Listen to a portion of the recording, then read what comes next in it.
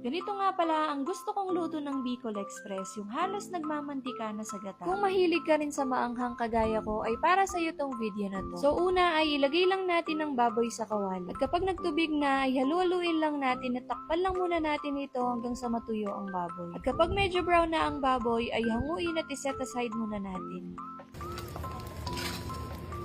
Pagkatapos ay maglagay na tayo dito ng bawang at sibuyas at ilagay na rin natin ang karne. Igisa lang natin itong mabuti at maglagay na rin tayo dito ng black pepper at bagoong. Then haluin lang natin itong mabuti mga mi at maglagay na rin tayo dito ng gata. Pagkatapos ay takpan at pakuluan lang natin ito hanggang sa lumambot ang baboy. Kapag malambot na ang baboy ay ilagay na rin natin ang siling labuyo at siling haba. Then maglagay lang tayo dito ng gata at pakuluan lang natin ito ng mga 10 minutes. Pagkatapos ay maglagay lang tayo dito ng asin at paminta.